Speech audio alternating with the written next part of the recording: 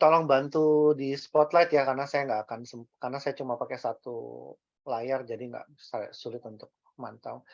Iya, Kak, Oke, siap. selamat malam Bapak Ibu semuanya. Assalamualaikum warahmatullahi wabarakatuh. Selamat datang di acara ILC, iCommunity Level Up Club pada level up ya hari ini. Dan saya adalah host kalian pada malam hari ini. Nama saya adalah Anthony, bisa dipanggil juga namanya adalah Ans. Oke, di malam ini kita akan bersama selama 1,5 jam ke depan, kita akan mengupas habis tentang yang namanya startup. Dan pada hari ini kita akan membahas tentang satu yang namanya revolusi belajar. Seru banget deh pokoknya. Nah, sebelum mulai saya akan jelaskan dulu apa itu iCommunity. Nah, iCommunity adalah platform komunitas pebisnis dan profesional yang terbesar di dunia. Nah, itu adalah visinya. Dan misinya adalah merangkul komunitas pebisnis dan profesional yang ada, menghubungkan sesama pebisnis dan profesional untuk mencapai tujuan bersama. Menumbuh kembangkan nilai-nilai positif yang dapat berkontribusi dalam pertumbuhan bisnis pribadi dan masyarakat. Dan tagline daripada community adalah share network, grow network. Maksudnya apa?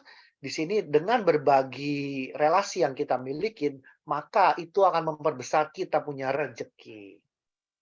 Nah, tujuannya apa? Ada 4. Yang pertama adalah mempersatukan anggota community dalam persahabatan, kerjasama, dan saling pengertian. Yang kedua adalah mengembangkan semangat kolaborasi antar anggota. Yang ketiga adalah menanamkan nilai positif dalam dunia bisnis dan profesional. Yang terakhir adalah membangun platform bagi komunitas pebisnis dan profesional untuk belajar, bertumbuh, dan berkembang melalui learning resources, business matching, dan referral. Di sini kita juga punya kode etik. Yang pertama adalah kami adalah para pebisnis dan profesional yang bekerja keras, bekerja pintar, dan bekerja sama. Yang kedua, kami mengedepankan nama baik dalam melakukan usaha dan mengutamakan kolaborasi antar sesama anggota, tanpa menjadikan anggota lain sebagai target jualan ataupun berkompetisi dengan tidak sehat. Kami sadar bahwa dengan berbagi relasi, maka akan memperbesar rezeki bersama. Karena itu, kami siap untuk berbagi relasi atas dasar saling mendukung. Kami berperilaku positif dalam berkomunitas, melakukan segala aktivitas dengan berlandaskan niat baik. Yang terakhir, apabila kami melanggar kode etik ini, maka kami bersedia ditegur, diperingatkan, bahkan diberikan sanksi. Nah, itu adalah sekilas tentang community, dan sekarang kita akan masuk kepada apa itu Startup Huddle. Sebelum memulai, saya mesti jelaskan dulu bahwa Startup Huddle ini adalah salah satu program yang ada di bawah daripada GEN. GEN adalah singkatan dari Global Entrepreneurship Network. Dan Startup Huddle adalah program yang didesain untuk membantu satu entrepreneur dari setiap waktunya. Dan di sini diharapkan si entrepreneur atau startup yang tampil pada saat dia presentasi itu mendapatkan feedback secara positif dari para panelisnya. Dan jadi diharapkan dengan adanya Startup Huddle Jakarta, maka startup atau entrepreneur di di Jakarta akan menjadi lebih kuat dan lebih solid lagi. Nah, bahannya apa aja? Yang pertama adalah kita mempunyai schedule yang uh, rutin. Jadi seperti hari ini di minggu pertama setiap hari Kamis itu ada namanya ILC kerjasama dengan Startup Huddle Jakarta. Jadi eventnya secara online.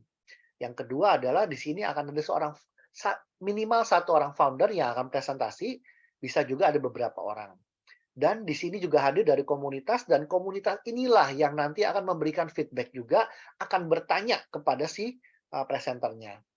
Dan karena karena pandemi, kita melakukan event ini secara online, tetapi sebelumnya kita melakukan event ini secara offline. Nah, formatnya seperti apa? Formatnya begini, di awal jam 7.15 kita sudah buka room, itu saatnya networking, dan selama 2 menit pertama saya akan memberikan welcome remarks, dan setelah itu nanti entrepreneur-nya akan memberikan presentasi. Dan selama beberapa waktu nanti akan diberikan feedback oleh para panelis yang ganteng dan cantik yang datang pada hari ini. Dan dari sana setelah itu dari komunitas juga bisa memberikan feedback atau bertanya. Dan setelah itu nanti ada 1 menit, ada 10 menit, ada pengumuman tentang event-event kita berikutnya, dan nanti akan ada closing remarks. Nah, kami meminta bantuan dari teman-teman yang hadir pada malam hari ini untuk membantu mempromosikan startup huddle ini.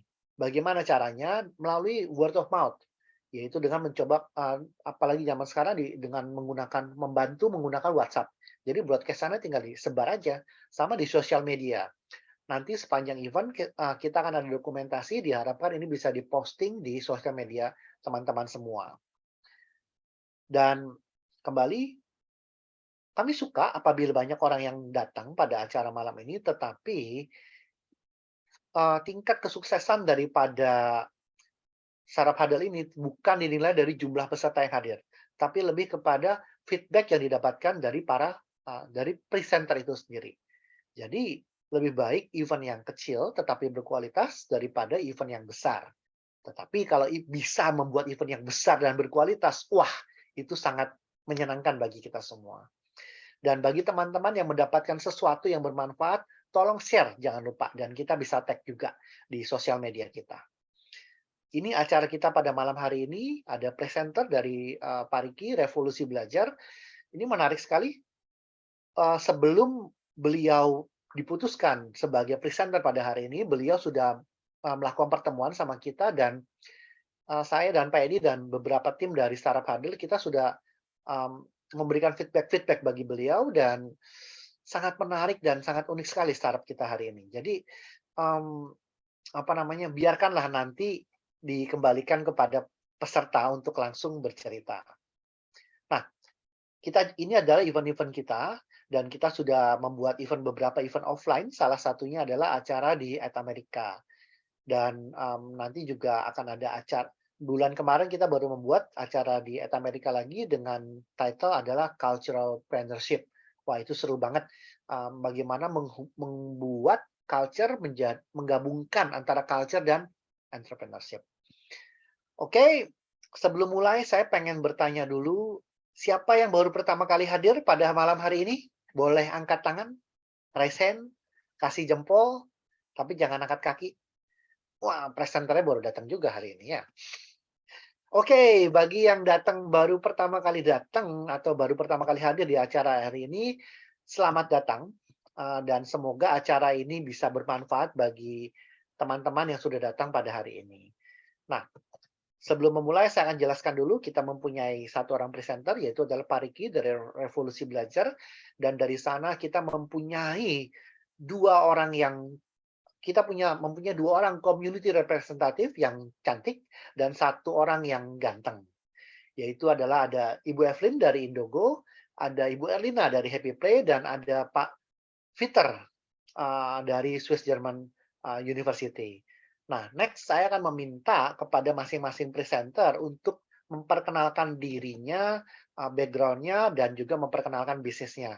Silahkan, kesempatan pertama saya berikan, kali ini gantian ya, bukan ladies first, tapi men's first. Saya berikan kesempatan kepada Pak Peter. Yes, Pak Peter, silahkan memperkenalkan dirinya. Oke, terima kasih Bro N. Selamat malam Bapak Ibu semua, salam kenal, salam sehat semua. Saya Fitra Abadi, sehari-hari saya sebagai dosen Strategic Management dan Marketing di Swiss German University. Bagi yang baru mendengar, itu adalah International University yang berada di Alam Sutra, Tangerang. Jadi we deliver everything in English. S1, S2 saya luluskan di Eropa, S3 saya baru lulus di BINUS. Saya juga aktif untuk menjadi trainer, ya, terutama di strategi marketing. Mungkin begitu aja Bro Ens, daripada nanti di-cut saya. Terima kasih Bro Ens. Thank you. Tenang, waktunya masih panjang kok, jadi it's fine. Nah, sekarang kesempatan kedua saya akan berikan kepada Ibu Erlina. Silahkan. Oke, perkenalkan saya dengan Erina, founder dari Happy Play Indonesia dan Happy Playhouse ID, bergerak di bidang permainan anak-anak, khususnya playground yang Happy Play Indonesia dan Happy Playhouse ID, mainan anak-anak di rumah edukasi. Terima kasih atas kesempatan. Oke, thank you Bu Erlina. Dan ini yang saya sengaja simpan yang ini yang di sesi paling akhir, karena yang ini paling heboh, paling ramai, dan paling seru. Silakan Ibu Evelyn. Oke, tadinya mau sedikit behave gitu ya, karena Bu Erlina sama Pak Peter udah kayak bener-bener siar yang behave banget gitu ya. Tapi karena udah disuruh jadi heboh, ya udahlah jadi diri sendiri deh ya. Halo semuanya, selamat malam ya. Kata orang kalau hari ini ada something yang bikin kesel, coba tarik pipinya dulu aja ya, cheese gitu ya. Katanya nyengir aja gitu ya. Jadi buat Pak Riki juga mungkin lagi duk-dukser, cheese dulu gitu ya. Oke, halo ya, nama saya Evelyn, saya Indogo.id, anak perusahaan dari PT Landmark Eksa Abadi Digital. Kalau ngelihat saya aslinya katanya nggak cocok jadi CEO, cocok jadi sales. Whatever it is, Landmark sendiri berpengalaman, sudah di bidang ERP sejak tahun 2008, dan baru berubah menjadi produk instant user per modul, mulai dari POS, ERP, sampai automation, sampai connect ke IoT in any stuff, itu di tahun 2018. Visi kami menjadi standar software terbaik dan nomor 1 di Indonesia bagi pengusaha mikro kecil dan menengah, dengan misinya membuka lapangan pekerjaan, menciptakan entrepreneur Indonesia, dan pastinya mendampingi para entrepreneur dengan tujuan menolong dan dibayar. Kenapa menolong? Because di balik kata menolong adalah kemampuan. Karena kalau kita nggak mampu, mana bisa menolong. Mungkin segitu aja sebelum benar kata Pak Peter, saya di-cut nih sama hostnya. Thank you, selamat malam.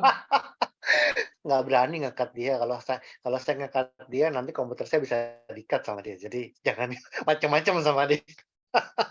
So anyway, bagi teman-teman yang sudah hadir di sini ada beberapa orang yang mereka masing-masing punya ekspertisnya sendiri, dan itu memang sudah diracik sedemikian rupa untuk memberikan feedback yang positif kepada Pak Riki.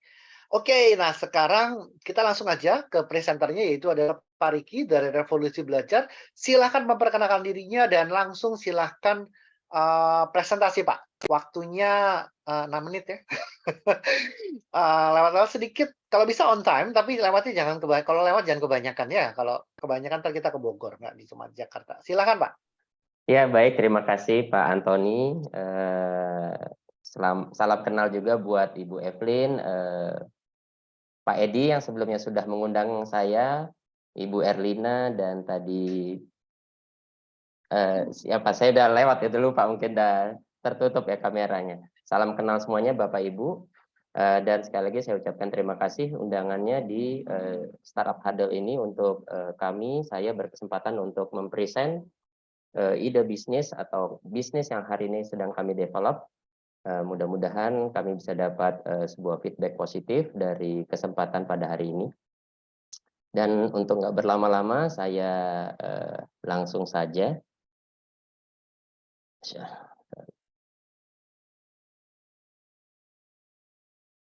Ya. Sorry. Jadi manjat ke atas. Oke, ya. Oke.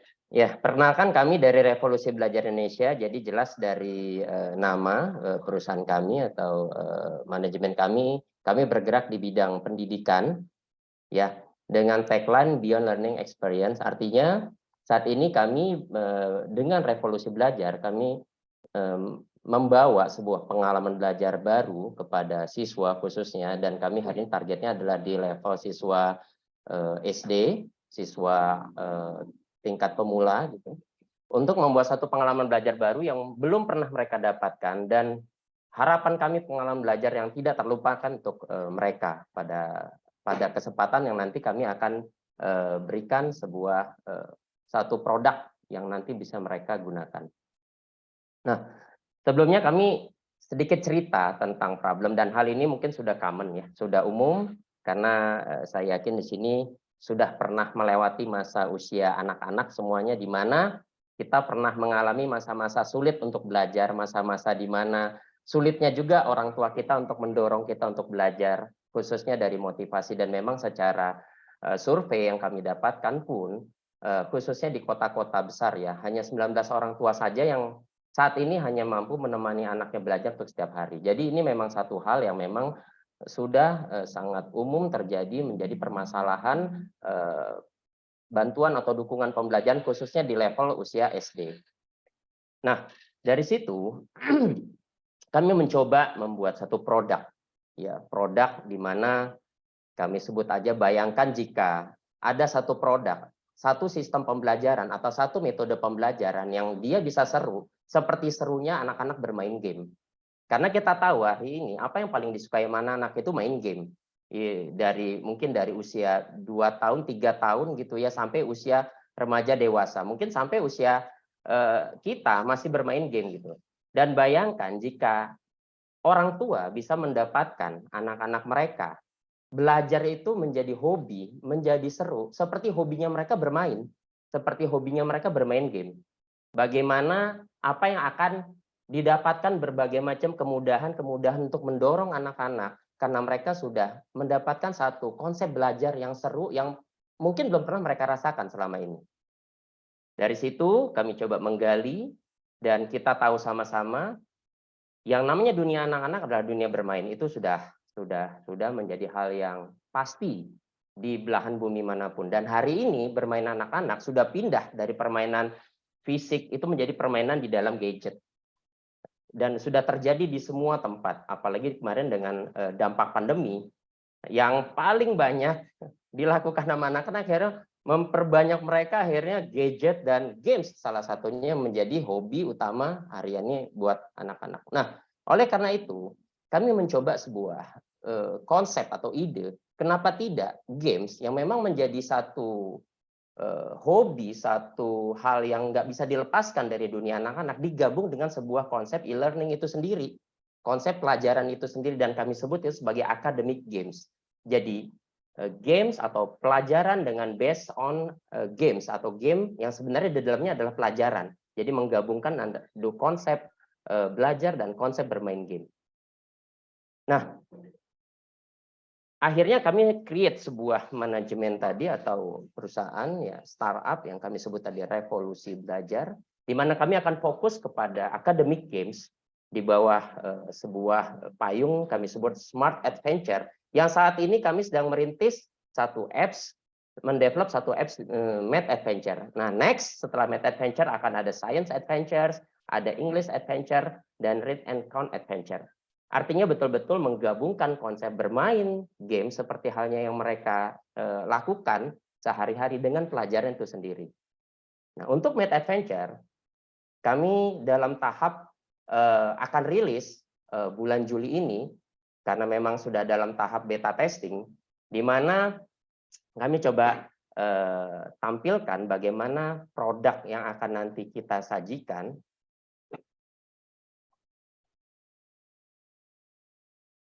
Sorry, mungkin aku share-nya pakai sound ya, mungkin. Aku ulang sekali lagi ya, Pak Antoni. Mungkin biar kedengaran suaranya. Math Adventure. Solve math problem and do the adventure. Mulai bermain dengan memilih kesatria ionmu. Kumpulkan kartu dan asah kemampuan berhitungmu. Pilih kelasmu, lalu belajar dengan video animasi dan komik. Lalu latihan soal dan lihat pembahasannya. Dapatkan koin dan diamond, lalu upgrade kartumu. Terakhir, pilih pasukanmu dan kalahkan monster perusak bumi. Fitur hasil belajar ini untuk melihat perkembanganmu. Fitur leaderboard untuk melihat skor bermainmu bersama teman-teman. Math Adventure. Studying becomes as exciting as a game. Nah, berikut adalah gambaran atau produk yang hari ini sedang kami develop dalam tahap beta testing yang akan kami rilis full versionnya pada bulan Juli ini, di mana di sini kami menggabungkan antara pelajaran itu sendiri dengan bermain game. Apa yang mau kami capai di sini, anak-anak akan mendapatkan satu pengalaman yang selama ini mereka merasa mungkin jenuh dalam belajar, bosan, apalagi pelajarannya matematika. Kita tahu matematika itu pelajaran yang masih banyak anak-anak di level usia dini itu takut atau bahkan menghindari karena dia menganggap tuh pelajarannya sulit, berat, atau bosan mungkin malah seperti itu. Nah, dengan konsep games yang memang mereka sukai atau mereka lakukan sehari-hari ini menjadi sebuah pengalaman yang berbeda. Belajar dengan cara yang berbeda, itu yang kami harapkan. Dan apa yang lebih menarik lagi di sini, Math Adventure. nah, di dalam aplikasi Mad Adventure ini selain ada video pembelajaran, selain ada soal-soal, ada pembahasan, bahkan orang tua juga nanti bisa melihat hasil belajar mereka, di dalam aplikasi ini juga nanti akan banyak komik. Materi-materi belajar itu kami sampaikan dalam komik. Nah, komik belajar khususnya matematika ini belum pernah ada di Indonesia. Nah, harapan kami ini salah satu menjadi cara belajar menarik yang akan mereka dapatkan. Belajar, materinya sendiri nanti disajikan juga mereka membacanya seperti mereka baca komik gitu. Jadi ada ceritanya dulu, kemudian ada materi ya layaknya kita dulu masih sekolah di tingkat dasar ya kita belajar. Akhirnya mereka mendapatkan sesuatu yang menarik di situ. 1 menit lagi ya, Pak. Ya. Oke. Untuk Mad Adventure ini sendiri adalah satu-satunya saat ini di Indonesia konsep belajar yang menggabungkan antara games dan akademik. Karena kita tahu e-learning itu sudah banyak. Materi belajar itu sudah banyak. Sehingga kami bisa bilang kami ini the first in this kategori. Belum pernah ada satu konsep belajar yang menggabungkan belajar dan bermain game. Nah, untuk market size, kita tahu market size Indonesia itu market size yang besar. Di situ ada 24 juta pengguna usia SD. Bahkan untuk kota-kota besar aja masih ada 3 juta lebih pengguna yang bisa digarap atau digrab untuk aplikasi ini. Nah, dengan strategi kami akan membuat sebuah event educational e-sport, di mana e-sport itu menjadi hal-hal yang di dalam dunia game itu menjadi hal-hal yang dibanggakan gitu. Di mana di sini dikonsepkan dengan pembelajaran itu sendiri educational e-sport. Ini menjadi salah satu event yang menarik, men-trigger para siswa untuk masuk ke dalam aplikasi atau games yang sedang kami lakukan ini.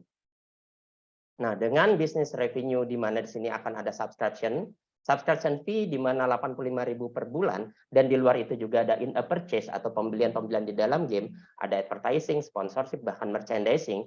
Ini menjadi berbagai macam hal untuk grab omset tentunya. Oke, itu dari kami Revolusi Belajar, di mana visi kami game is the new way of learning for every children in the world. Terima kasih dari saya. Semoga waktunya cukup. Oke, thank you. Kasih aplaus. Boleh tolong itu screen share-nya di stop dulu, Pak. Oke, ya. Oke, thank you presentasinya. Sedikit lewat waktu, tapi that's fine. Dan saya akan berikan kesempatan pertama kepada Pak Fiter. Silakan Pak Fiter, waktunya 10 menit untuk back and forth. Silakan. Thank you, Bro Ans. Pak Rizky, congrats ya. Paling enggak sudah disampaikan. Ya, ya. Pertama, Pak, target marketnya itu siapa ya, Pak? Karena dengan fee-nya 85.000 sebulan gitu. Target marketnya kalau secara konsumer jelas itu siswa tingkat SD, tapi secara customer atau pelanggannya orang tua. Jadi seperti kursus lah orang tua yang ngelesin anak gitu. Oke. Pengalaman saya Pak ya, kalau kita membuat segmentasi targeting and positioning, itu kita terjebak dengan target market yang terlalu luas. Padahal bukan mereka semua sebagai pembeli kita, Pak. Jadi ketika kita berbicara 85.000, berarti kan kita berbicara tingkat ekonomi orang tua. Ya, tingkat orang tua yang pertama seperti tadi Bapak sampaikan, mohon diperhatikan juga Pak, ini orang tua yang concern terhadap pendidikan, ya Pak, dan orang tua yang sibuk bekerja. Yang tadi Bapak. Nah, itu kalau dikurangi variabel-variabel tadi tinggal berapa, Pak? Itu loh Pak yang maksud saya. Karena Bapak tadi kayaknya it seems kayaknya kuenya besar nih. Gitu ya Pak. Takutnya Bapak di PHP-in. Gitu ya. Padahal dikurangin variabel-variabel tadi ya. Dan jumlah karena apa? Karena saya punya tetangga gitu, dia bayar 100.000 Pak untuk seragam dan lain-lain. Dia sudah keberatan Pak. Padahal itu bukan per bulan ya Pak. Dan kita kan pinginnya, yang tadi saya sampaikan, kita pinginnya dia continue, dan kalau bisa upscaling ya kan Pak. Makanya tadi ada in purchase gitu ya Pak ya. Nah itu pertama tolong diperhatikan Bapak, who's your real target market. Sehingga Ya. Bapak nanti di sosmednya ya, di digital marketingnya itu benar-benar menargetkan mereka. Ya Pak. Yang kedua yang saya mau sampaikan juga, ketika kita berbicara digital, kita bicara copy paste teknologi kan Pak. Ketika Bapak masuk itu pasti kelihatan. Ya kan ada ruang guru, itu pasti itu Pak. Nah, selanjutnya bagaimana Pak mencari keunikan Bapak? Karena kan kita pingin nih ya Pak, habis 6 bulan tuh jangan nanti ada jamur-jamur lain, terus Bapak habis itu zong gitu kan. Bapak yang sudah investasi, Bapak nyebarin, Bapak yang sudah mengeksposur gitu ya. Terus habis itu banyak produk-produk yang lain. So, how you going to keep sustain Pak? Sesuai sustainnya gimana Pak? Ya. Langsung saya jawab ini Pak Peter. Monggo Pak. Ya, baik. Ya, kalau untuk secara target market, memang kami sudah dari awal sudah melihat bahwa memang marketnya mungkin lebih fokus ke kota-kota besar, di mana memang dari sisi ekonomi ataupun dari sisi edukasi, orang tuanya biasanya lebih support ya untuk ke arah pendidikan atau les seperti itulah. Di mana kami juga sudah melihat dari banyak khususnya tempat-tempat les ya hari ini yang paling mungkin market leader lah, kita sebut aja merek gitu ya, Kumon gitu ya, yang memang sudah 30 tahun itu sendiri, dia ada sekitar yang saya lihat sih ada sekitar 100.000 pengguna gitu ya, 100.000 siswa gitu ya. Itu kalau 100.000 dikali dengan 85.000 ya angkanya ya besar juga gitu ya. Artinya kami melihat bahwa secara kue memang cukup besar, apalagi di sini yang memang kami juga sudah melakukan beberapa research gitu ya. Memang salah satu kendala kebutuhan anak-anak, mereka itu bosan gitu ya belajar, karena memang kami sendiri backgroundnya dari lembaga pendidikan, kami sudah 12 tahun di lembaga pendidikan, kami juga franchise, ada 25 cabang, sehingga kami juga betul-betul paham sebenarnya kondisi anak-anak itu bagaimana gitu untuk kebutuhan mereka belajar. Jadi dari situ yang kami coba berikan di sini adalah sebuah solusi di mana untuk untuk ada cara belajar yang memang hari ini memang anak-anak lagi suka gitu, yaitu bermain game salah satunya. Nah, dengan angka yang tadi kami juga berikan 85.000 itu juga sudah kami lakukan sebuah tolak ukur atau benchmark ya di beberapa baik lembaga baik pendidikan yang online ataupun yang offline. Di situ termasuk harga yang masih cukup kompetitif gitu. Karena kami sendiri sebagai lembaga kursus kami juga punya biaya bulanan ya yang pastinya harganya jauh di atas itu. Kalau ini kan digital jadi memang pasti lebih ringan gitu ya, dan bisa diakses setiap hari, setiap waktu, 24 jam, bisa dilakukan sama adik kakaknya sekaligus gitu ya dalam satu akun yang sama. Jadi sebenarnya keuntungan orang tuanya juga lebih banyak gitu ya. Nah itu nah untuk apa tadi namanya memang hari ini tetap isunya orang tua adalah kalau ada online-nya ada offline-nya enggak ya, seperti kita tahu, kita sebut aja merek tadi Ruang Guru, mereka bikin sebuah sebut aja kayak les yang memang offline ya, namanya Brand Academy ya, Brand Academy. Nah kalau kami memang berangkat dari offline sebenarnya, jadi itu juga menjadi sarana ya mungkin khususnya kalau di Jabodetabek, karena kami saat ini masih fokusnya di Jabodetabek, cabang-cabang kami itu menjadi sarana jika mereka memang membutuhkan juga support yang secara offline. Itu dari sisi nanti tadi market ya. Nah kalau yang kedua tadi dari sisi kompetisi atau kemungkinan nanti akan ada tadi yang mengikuti lah ide atau konsep seperti itu, udah pasti itu memang tidak bisa kita hindari, itu sudah pasti. Nah saat ini memang kami sendiri sudah buat satu roadmap dari aplikasi ini, di mana aplikasi ini roadmap kami berikutnya akan kami create itu bisa menjadi multiplayer game ya, artinya bisa invite friend dan tentunya dari sisi games karena memang untuk pembuatan games ini sendiri itu tidak secepat orang ngebikin apps gitu ya. Pembuatan games ini sendiri butuh tahapan-tahapan yang lebih panjang daripada pembuatan apps gitu ya, karena faktor atau dimensinya lebih banyak sih daripada pembuatan apps. Itu dan apa namanya, yang pasti apa yang harus kita lakukan yaitu terus-menerus melakukan sebuah pengembangan dari sisi apa namanya, permainan game itu sendiri gitu, pengembangan game dari game itu sendiri, karena memang seperti itu yang dilakukan dengan ya kita sebut aja apa game yang udah paling besar, Mobile Legend atau apa ya, dia terus melakukan pengembangan untuk menjaga customer-nya atau konsumernya supaya dia loyal terhadap aplikasinya. Nah, dengan kesempatan kami sebagai sebut aja the first untuk konsep yang menggabungkan antara game dan pelajaran ini, first category kita berharap kita bisa nge-leading market ini lebih cepat lah, atau bisa lebih memodifikasi atau bisa lebih melakukan improvement lebih cepat gitu. Walaupun ya memang kita startup yang skalanya sangat jauh berbeda mungkin dengan Ruang Guru yang sudah size company-nya ya sudah jauh lebih besar. Itu mungkin yang bisa coba. Satu konsiderasi lagi mungkin Pak. Bagaimana Bapak memaintain tim Bapak? Karena kan Bapak bekerja sebagai tim ya.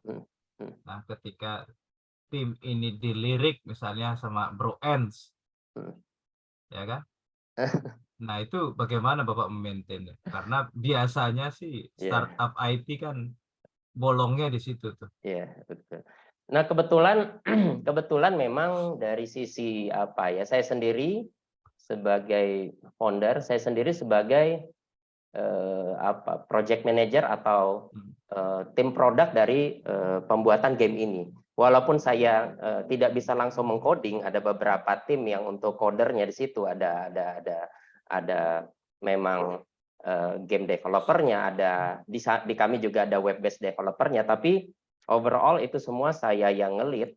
Artinya memang secara script dan banyak hal itu hari ini kami sebagai founder, ada co-founder kita juga itu yang apa namanya ya, yang nge-create program ini secara langsung ya. Jadi bukan kita cuma punya ide lalu dilempar dengan pihak lain atau vendor gitu. Jadi itu betul-betul bahasanya apa ya, game design-nya itu memang dari kita yang nge-create dari awal. Kita yang nge-create karena memang background kami dari dunia pendidikan, kami meng-create ini, kami memang kemarin belajar banyak tentang bagaimana mengonsep games, akhirnya kita bikinlah sebuah konsep dan kita memang hire beberapa developer game di situ. Jadi memang developer game kami sendiri tidak membuat secara utuh, itu parsial-parsial gitu.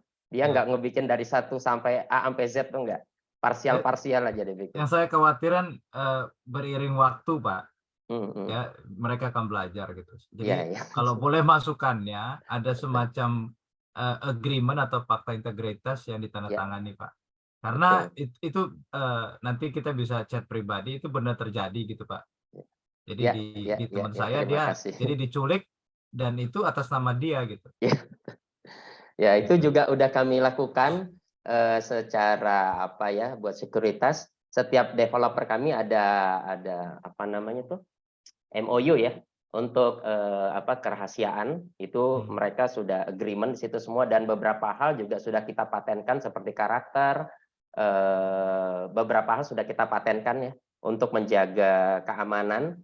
Bahkan ya kalau nama sudah pastilah ya, kalau brand itu sudah pasti kita patenkan. Jadi ya beberapa sampai kami ada lagu di situ, ada jingle, ada banyak hal sudah kita juga daftarkan akhirnya ke hak cipta. Gitu. Yaitu salah satu cara kami untuk menjaga aja sih. Thank you Pak Riki, luar biasa. Thank you Bu En. Ya, terima kasih juga Pak Peter atas masukannya. Oke, thank you. Seru banget ya. Dari pertama tuh langsung dap. Wah, semoga feedback-nya ini bermanfaat ya. Nah, kita akan masuk ke sesi berikutnya. Dan sebelum memulai ke sesi berikutnya ada presentasi sedikit dari Bro Edi. Silakan. Ya, thank you Bro Ans. Nah, ini tadi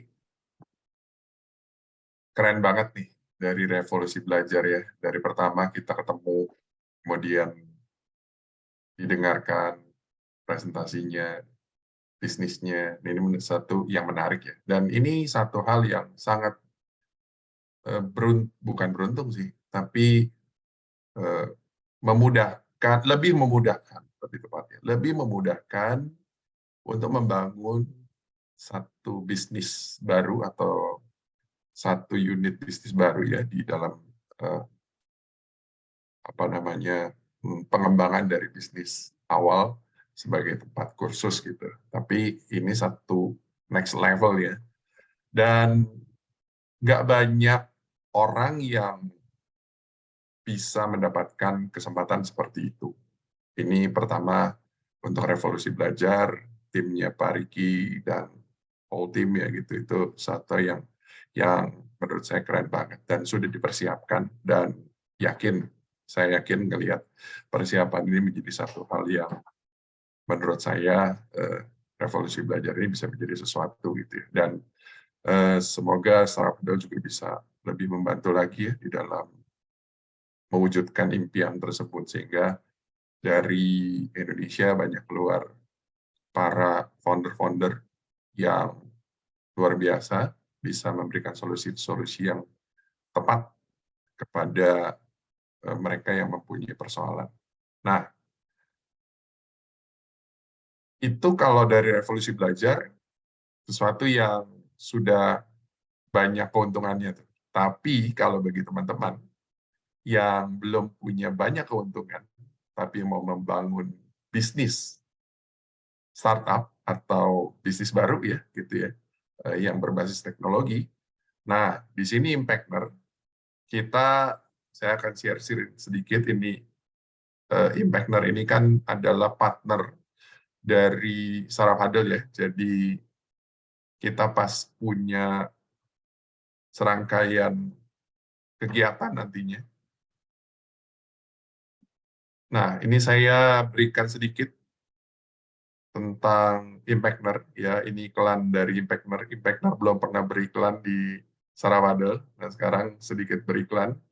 Ya, ini saya sama brother saya, Bro Pin, ya, Dr. Pin Baktiar. Ini adalah orang yang membangun Impactner, dan beberapa pengalaman kami punya di situ. Dan Impactner itu sebenarnya apa sih? Kita menolong para founder, ya, early founder. Kemudian kita juga menolong para pebisnis yang sudah punya pengalaman tapi sedang mengembangkan unit bisnis barunya. Ataupun bagi para karyawan yang lagi mau lompat kuadran nih, kata Robert Kiyosaki, untuk menjadi entrepreneur melalui jalur startup.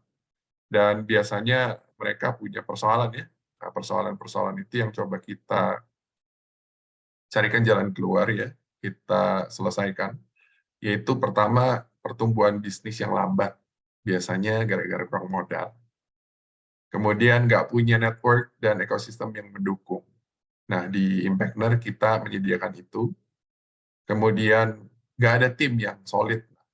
Ini yang barusan tadi Pak Riki dari Revolusi Belajar sudah punya keuntungan ya. Jadi punya beberapa hal yang sudah ada, dan ini tadi saya bilang sebuah keuntungan. Tetapi jika teman-teman semua di sini atau punya kenalan yang tidak seberuntung itu, maka Impactner bisa menjadi sebuah solusi agar supaya bisa membantu mewujudkan mimpi membangun startup-nya. Kemudian kita punya modul ya, 10 langkah penajaman skill untuk menjalankan bisnis startup. Dan kita menggabungkan antara strategi bisnis atau bisnis konvensional ya, bisnis wise dari konvensional yaitu making profit, dan kemudian filosofi dari startup yaitu kelincahan. Apa yang membuat kita itu menjadi menarik dan berbeda? Di sini program ini mulai dari program inkubasi, akselerasi, dan di dalamnya banyak mentor-mentor dan network investor dan coach yang akan membantu teman-teman semua. Nah, di sini ada beberapa tahap, mulai dari eksplorasi, orientasi, pre-inkubasi, inkubasi, sampai akselerasi. Nah, jadi kurang lebih ini roadmap-nya. Kalau mengikut di programnya di programnya Impactner, di sini semua kita beberkan, mulai dari acara yang sifatnya free sampai acara yang sifatnya bootcamp, dan kita berikan kesempatan untuk tampil di online ataupun offline dari Saraf Huddle di Amerika kalau offline. Kemudian kita dorong untuk teman-teman ini yang di dalam ekosistem kita yang masuk di member kita ya, untuk bisa go global. Nah, jadi salah satu bukti bahwa Impactner ini membantu membuat personal branding dari founder itu sehingga dia bisa menolong bisnisnya itu sehingga bisnisnya juga bisa terlihat. Itu adalah apa yang kalian lihat sekarang ini, yaitu dari brother kita Bro Ens yang menjadi partner dari Impactner ya di Saraf Huddle. Jadi ini adalah satu roadmap di mana kita mau menolong membantu teman-teman yang sedang membangun bisnis dan juga membangun personal brandingnya. Nah, caranya pertama adalah kita menyediakan satu wadah yang paling sederhana, yaitu webinar. Ya, nanti di bulan ini, di tanggal 10 dan tanggal 11, ini ada webinar 2 hari, di mana kalau harganya itu, nanti kalau pas harga H-nya, itu harganya 150.000, tapi khusus sebelum terakhir tanggal 8 Juli, kalau mau ikut, itu harganya 99.000 untuk 2 orang. Dan kemudian setelah itu, di bulan Agustus, kurang lebih sekitar 4 hari, ya, selama 2 minggu, ini kita punya modul 1.0, di mana ada early price juga, kemudian ada mentor-mentor ya yang terlibat di dalamnya. Kita bisa membantu untuk memberikan secara cepat gambaran bagi mereka yang mungkin belum mempunyai gambaran bagaimana sih cara membangun startup. Nah, ini adalah tahapan elite track ya di tahap inkubator dari Impactner, di mana di bulan Agustus selama 2 bulan, di Agustus dan sampai September, webinar ini online ya, jadi lewat Zoom, dan kita juga punya kelas di sini. Nah, Bro Ans ini sudah ikut di 1.0, 2.0, dan sudah menjadi bagian dari keluarga besar Impactner dan program-program yang ada di dalamnya. Dan ini adalah list-list mentor yang saya nggak bisa semuanya saya tunjukkan. Ini teman-teman semua yang expert di bidangnya masing-masing, yang akan hadir di 2.0 khususnya. Dan Impactner itu menjadi sebuah tempat untuk mempertemukan antara startup, investor, dan mentor. Ya, itu saja yang saya mau sharekan di malam hari ini. Thank you so much. Semoga bisa membantu teman-teman yang belum punya kesempatan sebaik dari Revolusi Belajar. Oke, thank you sharingnya, Bu Edi. Nah, kita akan lanjut.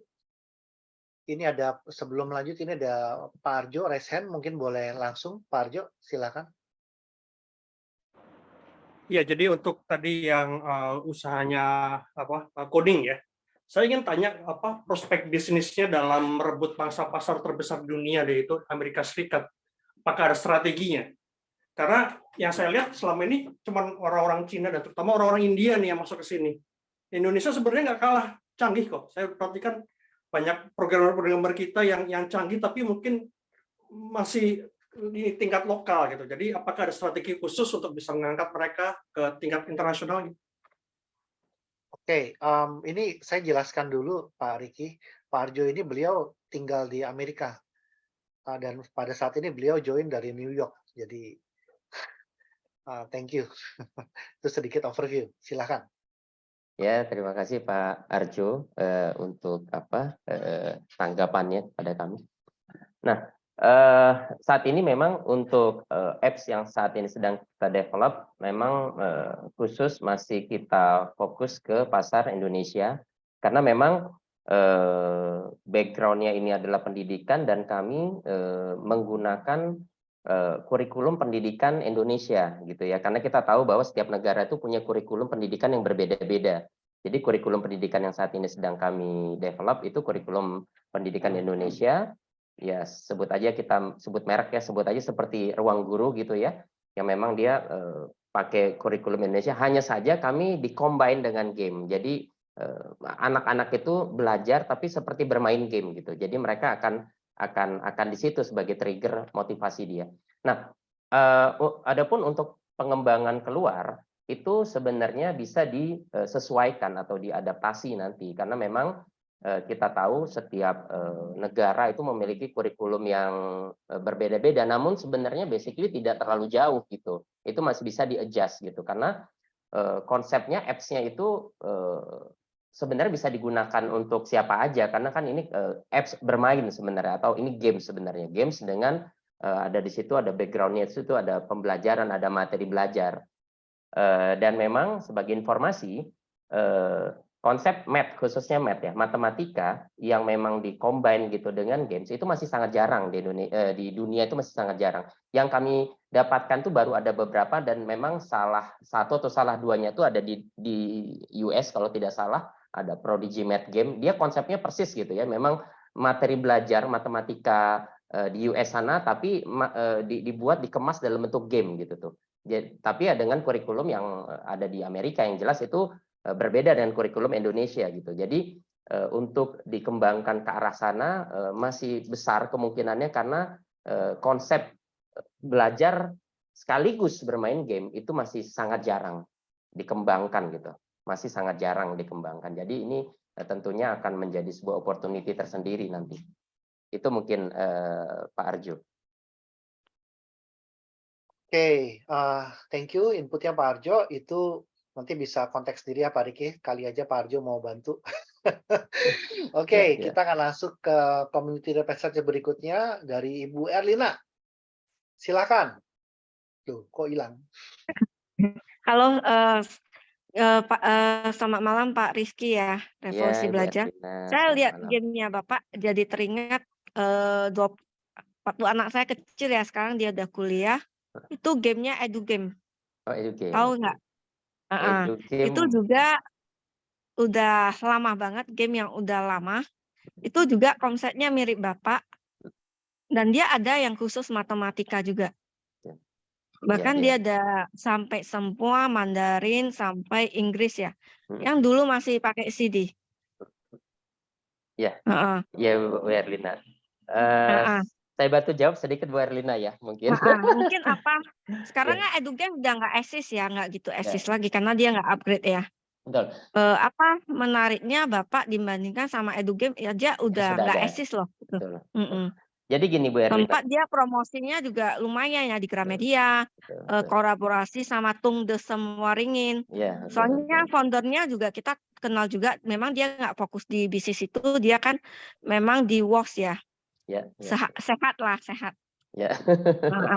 Oke Bu Erlina, mungkin saya bantu jawab. Jadi gini, anak saya itu juga sekarang udah besar soalnya. Udah besar ya. EduGame itu memang banyak sekali ya, karena saya juga punya anak, dulu saya sempat beliin dia CD permainan game kayak gitu ya untuk belajar. Tapi gini Bu Erlina, yang perbedaan yang kami kembangkan dengan EduGame yang sudah ada itu, yang kami kembangkan ini adalah game pelajaran sekolah.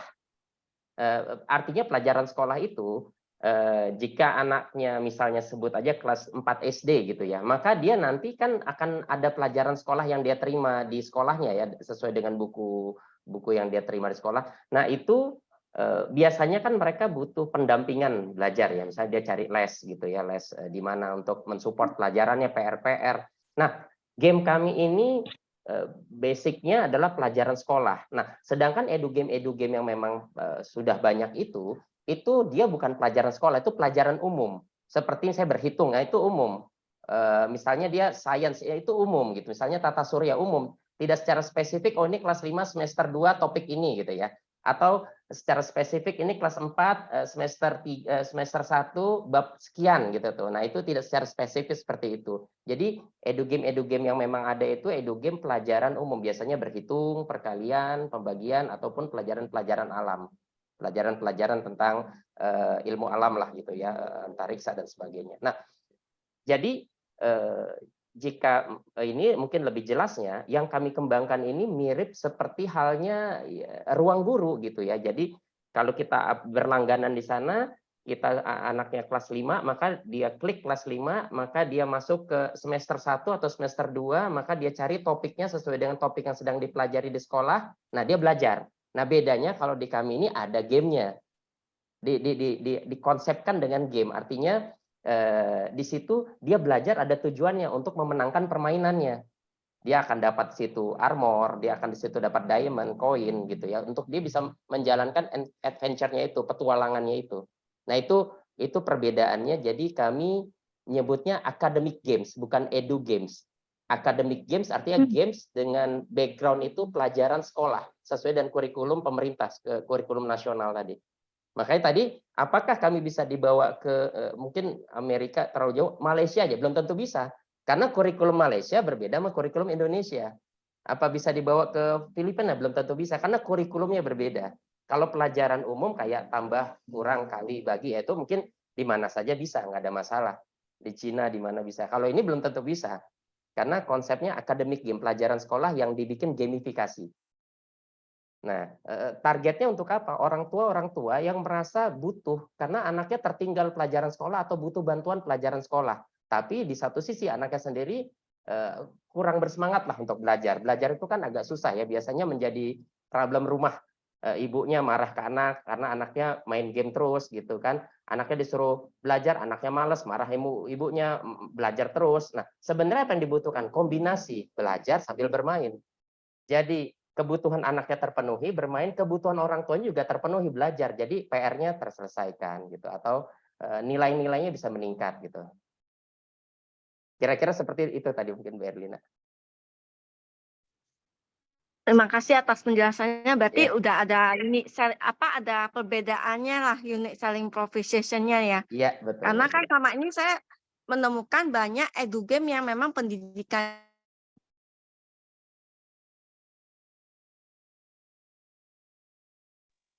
Tapi kalau saya boleh tambahkan ya, untuk Go fresh. kurikulum tahun 2022 sekarang kan sudah ada permainan yang seperti itu kan. Ada yang macam-macam lah, ada yang kalau beberapa guru SD misalkan guru negeri ya, itu Ya, ada yang pakai quiz gitu. Lalu apa added value-nya gitu Added dibandingkan value-nya, yang ya. Betul. Terima karena kasih semua Bapak. ini tuh gratis gitu kan. Kalau untuk berbayar Ya. kan berarti harus ada sesuatu yang lebih. Betul Bapak. Jadi memang kurikulum kita sekarang terus dikembangkan oleh menteri atau pemerintah kita sendiri, di mana yang tadinya konsepnya monolog menjadi dialog, yang tadi konsepnya satu arah menjadi diskusi dan seterusnya. Memang kami sendiri di bidang pendidikan, memang background kami adalah lembaga pendidikan, jadi kami juga mengikuti tentang perkembangan-perkembangan dalam sistem pendidikan, itu memang sedang terjadi. Dan memang diarahkan guru-guru itu mampu mengajar secara interaktif dan menarik gitu.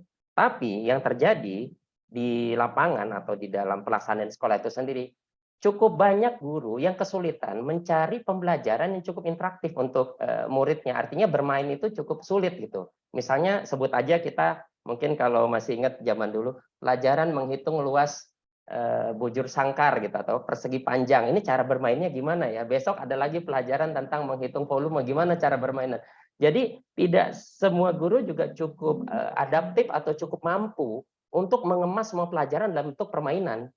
Ya mungkin ada 1, 2, sehingga tetap akhirnya terjadi di situ keterbatasan gitu. Guru untuk mencari kreativitas, dan itu memang kita survei setiap sekolah mengalami hal yang sama. Gimana ya kan kalau kreativitas nggak bisa terus-terusan di ruang kelas gitu ya, sekali-sekali bisalah gitu kalau kata guru seperti itu. Nah, dan yang kedua, anak-anak ini sendiri nggak bisa kita hindari, anak-anak zaman sekarang itu udah pasti bermain games gitu. Artinya mostly lah ya, mungkin 90% lah, walaupun mungkin ada beberapa yang tidak.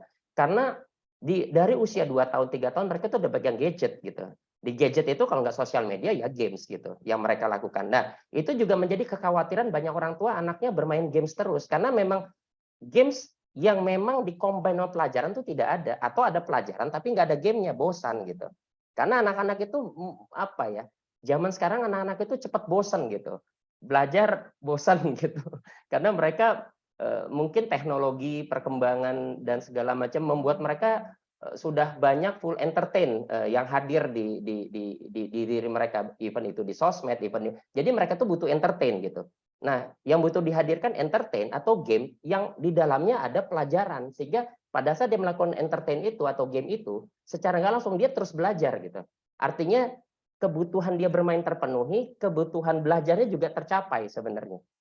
Kira-kira seperti itu konsepnya. Maka konsep kami tadi studying become exciting as a game gitu. Berharap belajar itu bisa seru.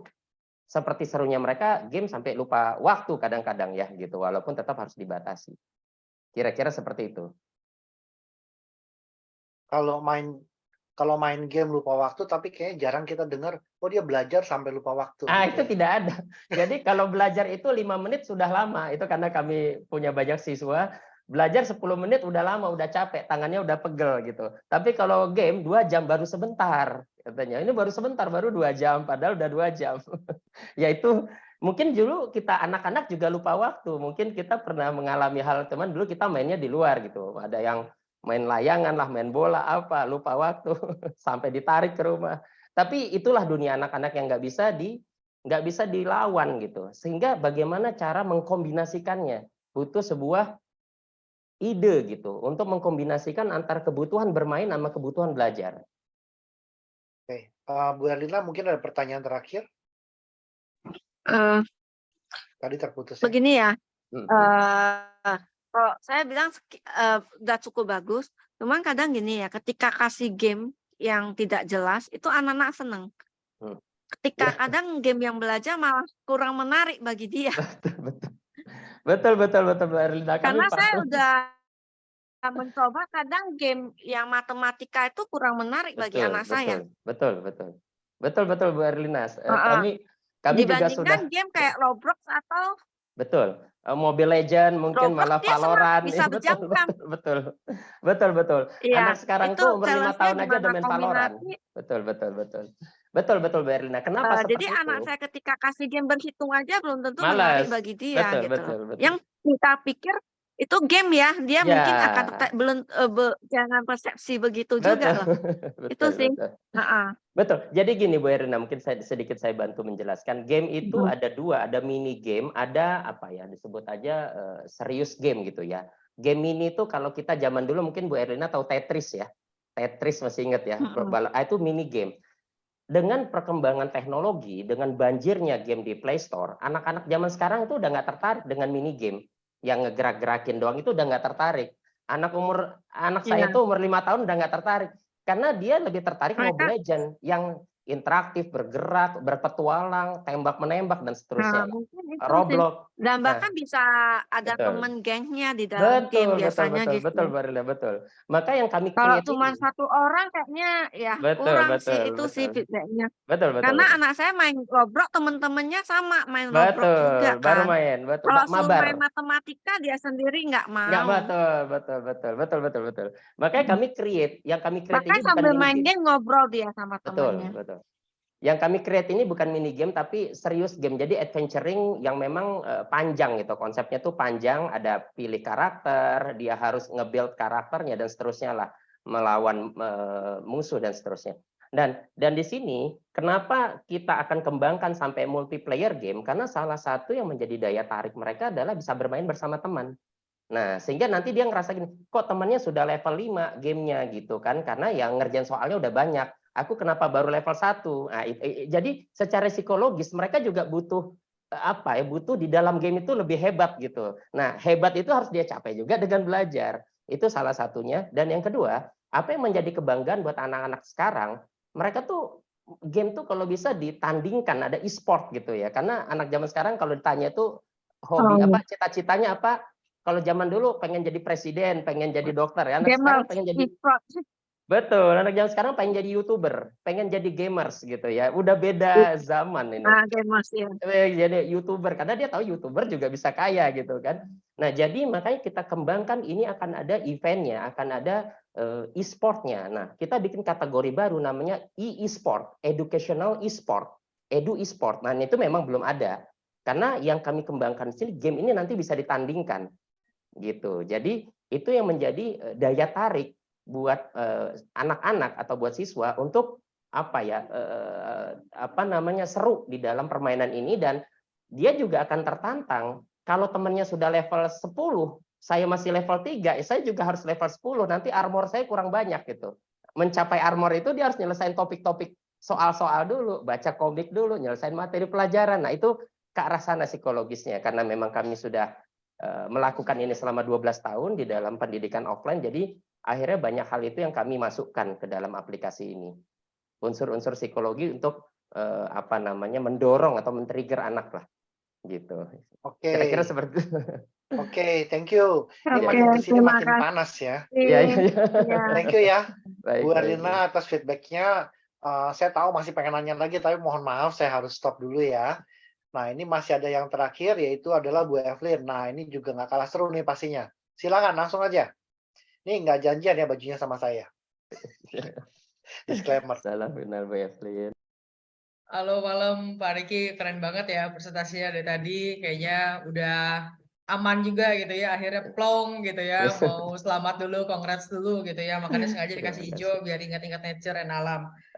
Mungkin sedikit enlightenment aja ya. Tadi tentang interaktif, zaman sekarang kan udah maju metaverse ya. Barangkali siapa tahu bukan masalah metaverse-nya, tapi lebih ke arah misalnya kalau dia do something, dia bisa dapat voucher something untuk mamanya. Jadi mamanya bisa mengawal dia untuk main game karena hadiahnya menyenangkan buat mamanya. Just enlightenment gitu ya. My question is, tadi kan udah banyak bicara tentang gamenya gitu ya. Mungkin pertanyaan saya agak sedikit menyeleneh daripada gamenya sendiri, because I'm from business gitu ya. Jadi I always see from business side.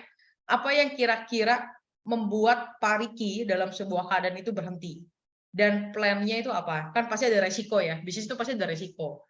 Nah, kira-kira apa yang membuat Pak Riki akan berhenti dan strategi untuk menghindari hal tersebut terjadinya apa? Mungkin itu aja Pak Antoni dan Pak Riki, silakan. Thank you. Oke, ya Bu Evelyn ya. Satu pertanyaan tapi sulit dijawab ya Bu Evelyn. Harus kan biar teruji ya. Teruji. Oke, biar baik. investor makin dekat katanya. Baik. Saya nggak tahu nih jawaban saya tepat atau enggak, tapi gini, karena saya sendiri melakukan atau mengembangkan usaha sudah dari 2010, tentunya prosesnya juga banyak melewati hal-hal yang hampir ambruk lah gitu ya, atau hampir gulung tikar lah, apalagi khususnya pandemi kemarin. Itu kalau buat pendidikan cukup berat gitu ya. Apa hal yang bisa membuat kita terhenti? Jelas sebenarnya sumber daya manusia yang memang paling krusial di kita, yaitu kalau untuk aplikasi ini sendiri adalah developer game atau developernya sendiri, itu pasti menjadi krusial. Dan sebagai informasi, kami prosesnya sendiri sudah sempat mengalami proses, lalu akhirnya developernya stop dan sebagainya, dan itu memang akhirnya menjadi cukup fighting buat kita untuk terus berlanjut. Dan hal kedua pasti dari sisi finance gitu ya, karena memang mendevelop sebuah apps, apalagi khususnya game seperti ini, bukan developing yang murah atau mudah gitu, atau cepat gitu. Nah, bagaimana kami memfight? Khususnya saya sendiri sebagai founder dan CEO di tim ini, saya mungkin lebih kepada mungkin ini lebih kepada klise ya, mungkin saya intinya apa yang sudah diperjuangkan, apa yang sudah dilakukan, apa yang sudah berjalan, kalau buat saya nggak boleh berhenti gitu aja, harus sampai finish gitu, apapun dan bagaimanapun, apapun ceritanya gitu, apapun yang terjadi harus fight gitu, harus maju. Jadi kami sendiri pada saat mendevelop game ini mulai dari menghubungi game developer paling besar di Indonesia, itu ada di Bandung, itu namanya Agate, sampai indie, sampai segala macam itu sudah pernah kita lewati, mencari investor dari mulai Itu sudah pernah kita lewati dan sampai saat ini kami running terus apapun yang terjadi. Mungkin itu aja sih, mungkin apa ya, lebih kepada spirit aja ya, kalau yang tidak menghentikan mungkin ya, mungkin klise, mohon maaf kalau mungkin jadi agak sedikit ini ya. Oke, thank you Pak Riki. Aku kembali lagi ke Pak Antoni, silakan. Lah, kok udah? Waktunya masih ada 5 menit. Oh, soalnya terakhir waktu sama Coach Edi kalau nanya banyak-banyak dimarahin. Jadi satu aja cukup. Yang penting Enggak, investor udah. denger terus ngelihat Pak Riki udah keren gitu. Masih boleh waktunya. Hari ini yang Silakan. punya kuasa, Bro Antoni. Oh gitu. Oke, mungkin satu pertanyaan aja ya. Kalau saya kembali lagi karena sisi bisnis ya, jadi pasti pengen tahu tentang bisnis. Milestone-nya kali ya dalam 5 tahun ke depan. Kira-kira milestone-nya seperti apa? Silakan. Ya, untuk milestone yang pasti tadi pertama kami targetnya setelah ini rilis kami sadar ya, kita bukan big company, kami startup baru mulai. Jadi kami memang akan langsung running marketing secara konvensional ke sekolah-sekolah itu dulu. Kami running ke konvensional ke sekolah-sekolah karena untuk marketing yang sifatnya top to down seperti butuh KOL dan segala macam, itu mungkin lebih budget untuk strategi dari sisi finance kami hari ini yang tidak mungkin gitu ya. Jadi kami langsung targetnya ke sekolah. Di mana memang kami sudah menyiapkan tools yang nanti bagaimana cara bekerja sama dengan sekolah gitu ya, karena kita tahu di sekolah itu di situ ada satu pemegang regulasi kepala sekolah yang bisa ada strategi yang sudah kami prepare untuk nanti bisa digunakan ke sekolah-sekolah tersebut gitu ya, dengan kami akan membuat event-event untuk setiap sekolah, setiap siswa yang tadi kami sebut ya, educational e-sport, dan kita sudah melakukan beberapa pendekatan bekerja sama dengan Erlangga, dengan time zone yang memang memiliki target yang sama dan mereka setuju gitu ya dengan nanti ada kolaborasi di dalam event tersebut. Jadi itu pertama yang akan kita lakukan. Next step adalah pastinya kami akan mengimprove dari aplikasi ini tadi seperti saya bilang ke arah multiplayer game, karena itu yang paling penting. Kami sudah melakukan riset, buat anak-anak itu sebenarnya bukan grafisnya yang bagus, bukan yang penting bisa nggak multiplayer game, bisa mabar nggak gitu dulu. Even kalau dulu itu ada game sederhana tuh apa yang ada impostor tuh lupa tuh namanya. Ya itulah ya, grafisnya sederhana dia masih hype gitu, karena dia bisa Among Us, sorry ya, artinya tidak harus Valorant, tidak harus Free Fire gitu, yang memang kita tahu itu kalau disebut di dalam dunia game tuh game AAA ya, yang mungkin pembuatannya bisa menghabiskan dana 100 miliar, yang itu mungkin jauh sekali. Artinya ada angle-angle lain yang bisa kita improve gitu. Nah, salah satunya tadi adalah multiplayer game yang kami dari sisi coding, dari sisi developer udah memprepare nanti untuk pengembangan ke arah sana. Nah, selanjutnya kami akan mengembangkan tadi games yang berikutnya, yaitu science, English, satu lagi tadi membaca ya, tadi read and count, tadi membaca dan berhitung gitu ya, dengan konsep bukan simple game tapi game adventuring ya. Tadi ada game simple, ada mini game, ini game adventuring, karena memang anak zaman sekarang usia TK aja permainannya tuh game-game rumit, bukan game-game sederhana. Jadi game sederhana itu mulai agak ditinggalkan, kecuali anak yang mungkin masih di bawah 3 tahun kali, mungkin masih mau gitu. Artinya kita akan mendevelop ke arah sana seterusnya, dan jadi memang tadi kembali lagi kepada pasti akan ada banyak gitu ya kompetitor ketika dia melihat ini sebagai satu ide yang mungkin menarik ya, dengan kapital dia yang cukup lebih cukup dan segala macam, maka kita sebagai nanti yang pertama kali masuk ke dalam kategori ini, kita harus juga fokus pada improvement. Jadi kalau kami sih itu artinya tidak terlalu buru-buru kepada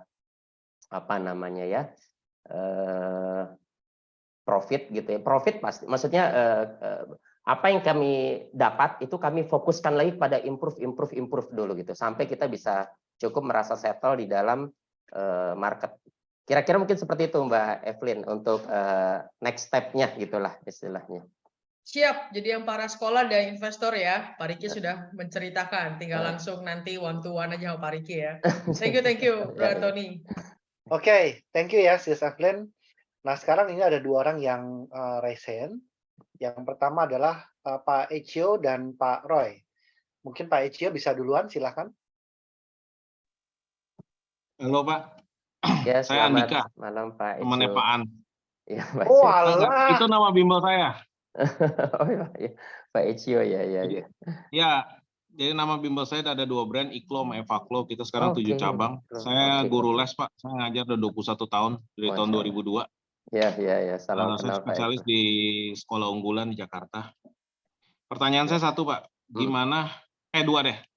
Pertama, gimana pendapat Bapak tentang keputusan di Amerika itu udah dilarang anak di bawah 18 tahun itu seminggu maksimal itu 2 jam melihat gadget total, karena banyak yang mengalami kerusakan mata. For info, di bimbel saya ada 1 kasus ya, anak jubile, dokternya udah vonis dia dalam seminggu lebih dari 2 jam nonton dia pasti buta. Ini anak zaman now ya, jadi banyak yang rusak. Itu 1. Kedua, gimana, apakah game Bapak cocok untuk sekolah-sekolah seperti yang unggulan, Pak? Gitu. Oke. Jadi kalau boleh, saya tertarik mau coba game Bapak. Baik. Sebagai pengajar, kalau emang kita cocok, kenapa nggak kita pakai? Baik. Terima kasih. Gitu. Baik, Makasih, terima kasih Pak Eklo atas tanggapan dan pertanyaannya. Namanya Andika. Sorry, Pak Serem Andika, itu dia. mohon maaf tadi. Ya, itu nama Ya, mohon maaf. dia punya branding. Ya, mohon maaf, Pak Andika. Ya, baik, saya coba jawab Pak Andika. Yang pertama kalau terkait regulasi, ya kita tahulah ya Indonesia itu bagaimana pemerintahnya dalam membuat regulasi ya. Mungkin ini salah satu yang banyak hal di dalam sistem atau dunia pendidikan dan hal-hal lain kita agak masih sulit bersaing. Nah, artinya kalau secara regulasi tentunya nanti apapun yang menjadi regulasi ya tinggal kita ikuti. Karena gini, kami sendiri mendesain game kami ini, kalau secara pelajaran ya, kami mendesain itu seperti halnya orang les gitu. Kami les di tempat kami itu seminggu 2 kali gitu. Ada yang seminggu 2 kali, ada yang seminggu 3 kali. Kami mendesain, memang idealnya dia menggunakan aplikasi ini seminggu 2 atau 3 kali aja gitu. Ya, kalau les itu kan 1 kali pertemuan sejam ya. 1 kali pertemuan sejam. Artinya even pun dia sehari 2 jam, seminggunya cuma 3 kali atau seminggunya cuma 4 kali, itu akan cukup baik juga atau cocok juga, dan kurikulum memang sudah kita desain. Karena kurikulum yang kita desain ini background-nya dari kurikulum yang di tempat pembelajaran kita sendiri gitu ya. Itu 1. Dan yang kedua, kalau terkait dengan isu-isu penggunaan gadget di anak usia dini, anak usia sekolah, kalau bagi kami prinsipnya memang bagaimanapun juga sesuatu yang berlebihan itu pasti akan menjadi salah gitu. Even itu istilahnya apa, mungkin minum air putih berlebihan juga bisa-bisa mungkin, atau minum teh atau minum apapun, sesuatu yang berlebihan pasti akan jadi masalah gitu. Sesuatu pun yang terlalu kurang juga mungkin tidak, artinya segala sesuatu itu harusnya dilakukan dengan tepat gitu ya. Nah, jadi pertama kalau kami melihatnya bahwa teknologi game, derasnya teknologi apps, games dan segala macam yang hadir di tengah-tengah anak-anak kita, sosial media, perlu hadir teknologi yang membantu mereka menjadi lebih baik dari sisi pendidikan, lebih baik dari sisi akademis. Artinya kita udah tahu terlalu banjir apps, games dan segala macam yang juga kadang-kadang mungkin lebih banyak yang negatif daripada yang positif. Nah, perlu hadir gitu. Perlu hadir teknologi yang juga bisa membawa impact positif pada mereka. Gitu. Kalau dari kami ke sana, namun ya kita juga setuju penggunaan gadget misalnya sampai 6 jam sehari itu pasti nggak baik. Karena saya sendiri punya anak ya ada pembatasan. Penggunaan gadgetnya cuma di Sabtu Minggu gitu ya istilahnya, ada pembatasan. Karena saya tahu bahwa dia sendiri menggunakan gadgetnya itu nggak ada kaitan sama belajar, pasti buat main game, pasti buat apa gitu ya. Nah, artinya memang itu sendiri menurut kami tidak ada masalah gitu. Karena dari awal kita menyusun games ini berdasarkan kurikulum, kita lakukan hampir serupa lah dengan bagaimana seharusnya belajar di dalam sebuah lembaga pendidikannya. Seminggu 3 kali, 1 kali pertemuan sejam, ya itu ideal. Maka kurikulumnya juga ideal gitu tuh. Hanya saja bedanya dia lakukan sambil bermain. Nah, itu aja bedanya. Kira-kira seperti itu. Boleh nanggepin, Pak? Boleh silakan Pak Andika. Jadi saya kasih info dulu, Pak. Kalau di bimbel saya itu lesnya Senin sampai Jumat tiap hari minimal 5 jam, Pak. Nah, Mas, luar biasa itu Nah, lebih itu lebih jadi panjang point lagi. of view lain aja, Pak. Boleh. Ini point of view lain aja. Jadi emang saya tahu di Indonesia pendidikan kan di atas langit masih ada langit, levelnya jomplang sekali. Jadi saya kasih point of view di kota-kota besar aja, Pak, ya. Saya ngomong minimal Indonesia di Jakarta yang saya kuasain, itu satu. Kedua, 2 jam itu seminggu, Pak, yang dari Amerika, bukan sehari. Jadi total dalam seminggu itu maksimal ngelihat gadget, mau TV, mau apa, itu 2 jam. Itu yang Amerika udah keluarin, dokter anaknya. Lalu berikutnya, mengenai kurikulum, Pak. Kurikulum Indonesia ini kan rubah-rubah mulu ya. Ini kan baru-baru aja nih Merdeka. Merdeka aja nggak semua sekolah ngikutin, Pak. Kita baru aja dapat info dari banyak sekolah, masing-masing beda. Beda, betul. Nah, Bapak kan punya developer, bukan intern ya? Maksudnya Bapak pakai pihak luar ya? Bukan yang Bapak gaji. Kami in-house semua. Kami in-house semua. Okay. In-house semua. Pertanyaan saya gini, Pak. Satu game itu Bapak buat berapa lama? Lalu kalau terjadi perubahan kurikulum, Pak, itu gimana? Dan tiap tahun berubah kan, beda menteri, beda kebijakan, beda itu. Nah, itu bisa cepat nggak Bapak ngerubah langsung? Iya. Terima kasih. Ini pertanyaannya lebih teknis ke produk ya, mungkin Pak Antoni. Mungkin saya izin menjawab karena kebetulan Pak Andika juga di bidang yang pendidikan juga. Jadi gini, dari awal memang kami sudah mendesain dari sisi pelajaran gitu ya, dari sisi pelajaran. Game kami ini nanti ada materi semester 1, materi semester 2 itu terbagi menjadi topik-topik dan topiknya itu dibagi lagi menjadi mikro-mikro topik. Nah, setiap anak itu tidak terikat gitu dalam artian jika dia anak sebut aja siswa kelas 4, dia tidak harus belajar materi kelas 4. Dia bisa masuk ke materi kelas 6, dia bisa masuk ke materi kelas 3, dia bisa masuk materi kelas berapapun yang sesuai dengan apa yang sedang dia pelajari di sekolahnya. Dan dia tidak harus runut. Kami sudah bikin konsepnya dia tidak harus runut. Tapi ketika dia sudah masuk dalam satu topik, sebut aja mungkin ini karena masuknya sedikit ini ya, produk, sebutnya volume kubus gitu. Ya dia harus selesaikan dulu. Nanti berikutnya dia misalnya sebutnya pecahan karena memang di sekolahnya berbeda-beda gitu ya. Dia bisa masuk ke topik yang memang judulnya pecahan. Jadi tidak perlu runut. Tidak perlu runut kayak orang baca buku harus halaman 1 sampai halaman 100, tidak perlu seperti itu. Nah, itu sudah kita desain demikian. Dan yang kedua, dari awal dari sistem kita mendevelop ini itu ada apa namanya? Ada gamenya sendiri, itu ada materinya sendiri. Materinya sendiri itu di dalam server yang berbeda. Jadi, jika kami mau melakukan perubahan materi pelajaran, perubahan topik, perubahan apapun, itu kami akan lakukan perubahan, nanti kita upload gitu ya, seperti halnya kayak di sosial media, di-upload, maka dia berubah. Tapi gamesnya sendiri tetap sama. Gamesnya sendiri, petualangannya, adventuring-nya tetap sama. Hanya materinya bisa kita rubah-rubah untuk menyesuaikan jika terjadi perubahan materi.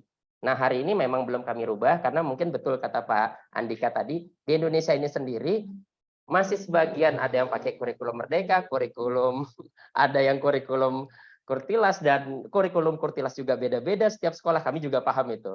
Ada yang pakai Erlangga, ada yang pakai Yudhistira, ada yang pakai buku dari luar gitu, ada yang pakai buku pemerintah. Itu sesama kurikulum Merdeka aja berbeda, sesama kurikulum Kurtilas saja berbeda. Karena kami juga menghadapi masalah yang sama di bimbel kami. Jadi kami lakukan kemudahan-kemudahan dan kecepatan-kecepatan jika itu nanti perlu kami lakukan. Kira-kira seperti itu tadi. Kalau untuk secara teknis dari sisi produk lah gitu. Oke. Boleh Pak, nanti kabarin saya mau lihat. Baik. Nah, sudah dapat satu ya, nanti tinggal share kontaknya. Oke, thank you ya Pak Andika, tapi mohon maaf karena waktu saya harus singkirkan. Harus pindah ke berikutnya, Pak Roy. Setelah ini kita akan closing ya, saya tutup sesi pertanyaannya. Silakan Pak Roy. Oke, thank you so much, brother. Pak Riki, salam kenal, saya Roy DWK. Dari tadi ya melihat, mendengar semua bertanya, saya semakin senang melihat Indonesia ada sosok seorang Riki bisa hadir. Saya ingat dari satu cerita mungkin dari cerita ini Pak Riki coba bisa ngambil masukan-masukan yang positif. Kita tahu sebagai seorang pengusaha itu hampir 80% itu kemungkinan gagal itu besar sekali. So saya ingatkan sama teman-teman semua, kalau Kapten Amerika itu dia cuma nangkis satu sisi aja gitu, serangan dari depan ini. Tapi kalau menjadi pengusaha, mulai dari pajak, tukang parkir, Pak Camat, Pak Lurah, itu setengah mati itu Pak menjadi seorang pengusaha. Jadi hati-hati, idealis harus, tapi harus realistis. Ya, kalau kita bangun rumah 5M, temboknya masih kita rasa. Tapi kalau bangun digital, 5M itu nggak kerasa, brother. Gitu ya. Hati-hati. Itu yang poin pertama. Yang kedua, kalau kita mau pergi ke Jakarta dari Surabaya 900 km, itu bensinnya diperiksa dulu. Takutnya uang bensin sama jalan tolnya lebih mahal jalan tolnya itu. Hati-hati. Jadi dalam senyum nanti dompet menangis itu Pak ceritanya. Iya, istri di sebelah itu udah nyubit-nyubit tuh istri di sebelah tuh. Nah, ku tahu yang ku mau gitu. Kalian mau kemana nih? Konsepnya bagus, keren banget. Tapi untuk mencapai ke sana, enggak ada orang sukses sendirian. Perlu banyak. Nah, ada Startup Huddle, ada Bro Anthony, ada Bro Peter, ada Sister Evelyn di sini. Ini keren-keren semua. Indonesia butuh orang-orang seperti Bro Ricky untuk mewujudkan. Ini bagus, keren banget. Berikut saya dengerin kalian cerita. Waktu itu ada kejadian ekonomi yang nggak bagus di Venezuela. Lalu ada satu orang kepingin rindu, dia keluar dari Venezuela, gimana caranya, tapi dia nggak ada duit. Terus akhirnya karena harga duitnya di sana hancur, dia menemukan satu game yang lucu gitu ya. Game itu bisa menghasilkan uang, lalu dia kumpulkan uang itu dari game, nggak tahu dari poin itu bisa jadi duit begitu, lalu dari duit itu dia kumpul akumulasi, akhirnya bisa menyelamatkan dia, akhirnya dia keluar dari Venezuela, dia ke Amerika, hidup bahagia di Amerika. Nah, dari cerita itu coba pikirkan sehingga ada income stream lain, karena perjalanan brother ini sangat panjang saya lihat ya. Satu sisi memang sangat mencengangkan sekarang, tapi dalam teknologi itu tiada yang mustahil, akan muncul banyak riki-riki baru, tantangannya berat. Seperti Bro Peter tadi sudah kasih beberapa poin itu sangat harus diperhatikan. Itu sudut pandang yang sangat bagus. Saya lihat tadi Bro Ricky coba berputarnya dari keyakinan yang ada. Kalau dalam bisnis harus 80% harus optimis begitu. Tapi pada kenyataannya kan tidak pernah begitu kenyataannya kan. Oke. Terus yang terakhir adalah main pinball. Kita kalau mau langsung mau menyerang sebuah bola, kadang-kadang ada halangan banyak. Lalu bagaimana? Ada strategi jump shoot, ada strategi kalau orang Jawa bilang mendal samping gitu loh. Jadi memang kita itu maunya begitu keliling Indonesia Pak. Tapi kita bukan pangeran Diponegoro atau 9 wali songo ini Pak ceritanya tuh. Satu Jawa Timur saja kita mati 7 kali pun tidak habis loh Jawa Timur. Awas, hati-hati terjebak kepada kesibukan, tapi nanti belum SDM yang dihadapi, belum keuangan yang dihadapi. Nah, jadi duduk bersama tenang, mungkin bisa lakukan offline, jangan cuma online, yang lebih kuat dengan Pak Peter, dengan Ibu Evelyn. Kita petakan. Kalau enggak nanti energinya terkuras habis. Mungkin itu masukan-masukan dari saya bangga, saya sangat hormat tertinggi Pak Riki dan seluruh teman-teman di Startup Huddle. Thank you. Ya, terima kasih Pak Roy atas masukannya, luar biasa. Itu salah satunya saya bersyukur sekali bertemu dengan Pak Edi awalnya, Pak Anthony, karena selama 2 tahun ini kami mencari-cari komunitas atau environment startup. Alhamdulillah kita semangat terus ya Pak Riki. Iya, terima kasih. Terima kasih Pak Roy atas sharingnya. Nah, sekarang karena kita sudah kelewatan nih waktunya. So anyway, mungkin dari Pak Riki ada sharing terakhir. Jadi apa sih harapan Pak Riki dari teman-teman di sini? Silahkan Pak. Ya, terima kasih sekali lagi kesempatannya buat Pak Anthony, Pak Edi, teman-teman dari Startup Huddle, dan panelis seluruh yang tadi telah memberikan feedback kepada kami. Tentunya harapan kami pertama, kami sadar persis seperti tadi kata Pak Roy bahwa sulit rasanya, sulit untuk maju sendiri. Kami sendiri berharap menemukan partner untuk berkolaborasi dalam bentuk apapun, karena yang kami yakini satu, kami dari dunia pendidikan, kami merasa tergerak dan merasa perlu dan penting menjadi bagian yang mampu memberikan perubahan, memberikan hal-hal positif, kebaikan dan perkembangan dalam bidang pendidikan, khususnya di tingkat usia dini yang kami sudah bertahun-tahun mengalaminya. Jadi tentunya misi ini atau semangat ini kita berharap bisa menemukan partner atau kolaborasi dalam bentuk apapun untuk bisa bersama-sama mewujudkan secara bersama-sama tujuan baik untuk memajukan khususnya untuk anak-anak di level usia dini yang kita tahu efek pandemi itu sangat luar biasa memporak-porandakan sistem pendidikan di Indonesia. Mungkin itu aja, semoga dari pertemuan ini terjadi kolaborasi untuk di berikutnya, dan sekali lagi terima kasih buat Star Paddle. Oke, thank you. Bro Ju, ini kenapa? Cepat kalau mau ngomong. Nggak. Ini buat kepikiran aja tadi gara-gara lagi ngobrol.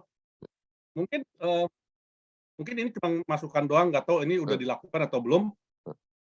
Kenapa nggak sekalian gamenya dibikin bukan cuma sekedar belajar, ya kan? Tetapi juga dipadukan dengan aplikasi di kehidupan nyata gitu. Contoh, misalnya kan kalau di soal di buku kan si Tuti membeli apel, si Tuti membeli pensil. Ya udah kerjasama aja sama Pentel, kerjasama aja sama Sinar Dunia dan segala macam itu kan bisa menjadi satu sumber pemasukan, terus juga bisa langsung jadi sumber macam-macam lah buat mereka sponsor gitu. Itu cuma kepikiran tadi, jadi langsung cepet-cepet resen gitu. Oke. Terima kasih Pak Ju.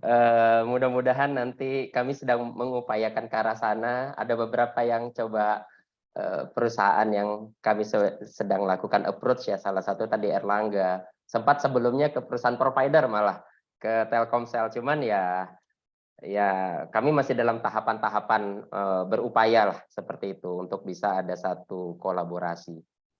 Ya mudah-mudahan nanti mungkin dari Pak Ju kalau ada ada relasi atau ada informasi mungkin alhamdulillah kami bisa terbantu. Bisa nanti kita gituin ya. Nanti atur di grup ya. Boleh. Oke. Aman. Beliau jarang-jarang nih komentar, jadi. Enggak, jadi tadi kepikiran aja lagi sambil makan buah kan tiba-tiba ada ide. Oke. Nah, sekarang kepada community representative diberikan waktu 1 menit, silakan Bu Evelyn untuk memberikan summary 1 menit.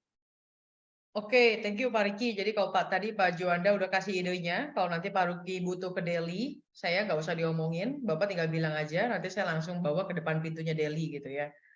Oke, summary aja satu dari saya, if opportunity doesn't knock, build a door, itu udah very good ya tadi dari Pak Riki gitu ya, jadi dari milestone udah kelihatan banget. Mungkin tambahan lagi dikit, whether you think you cannot or you can't, you are right ya, jadi nggak usah peduli kata orang, balik lagi ke saraf itu, we believe and we do. And then we prove gitu ya. Tapi Robert Kiyosaki itu pernah bilang, in the world of entrepreneur, we don't need a college education, we need a proper education. Jadi mungkin kalau ada modifikasinya bisa ujungnya ke sana gitu ya, karena kurikulum Indonesia itu menurut saya kurang tentang bisnisnya juga gitu ya. Kalau dari kecil game saya bisa dipandu, mungkin saya malah minat invest atau mungkin jadi dutanya Bapak mau tawarin ke orang gitu ya. Jadi not just about the math games or just about games like that yang suatu hari tuh basically kita tahu tapi kan nggak sampai build gimana gitu. Jadi mungkin dari saya bisa tambah edit value-nya ke sana sih. Oke, thank you, itu aja. Selamat malam. Oke, semangat. Thank you.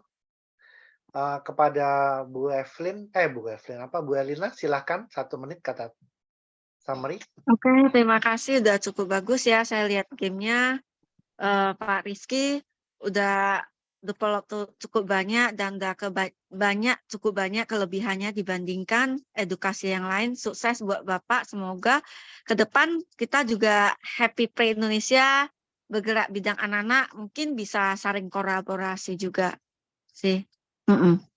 Baik, Itu baik. sekian. Ditunggu Bu Erlina kolaborasinya. Thank you Bu Erlina. Last but not least, Pak Peter, silakan. Thank you, Bro. Congrats ya, Pak Ricky. Saya percaya entrepreneurs about how you practice, not how you earn knowledge. So keep practicing, keep doing. Ya, kalau saya percaya kalau ada tembok kita tinju, kalau nggak bisa ditinju kita ambil godam, kalau nggak bisa ambil godam ya kita lompati gitu. But the goal is how to get through the tembok. Saya sangat percaya karena Pak Roy sudah menganggukkan. Terima kasih, Coach. Oke, Terima kasih Pak Peter. Terima kasih banyak kepada semua. Sekali lagi terima kasih kepada Pak Peter, kepada Bu Erlina, dan kepada Bu Evelyn yang sudah meluangkan waktunya dan memberikan feedback yang positif bagi Pak Ricky ya. Oke, nah sekarang kita sudah sampai di akhir sesi. Ada sedikit pengumuman. Sebentar. Oke, share screen dulu.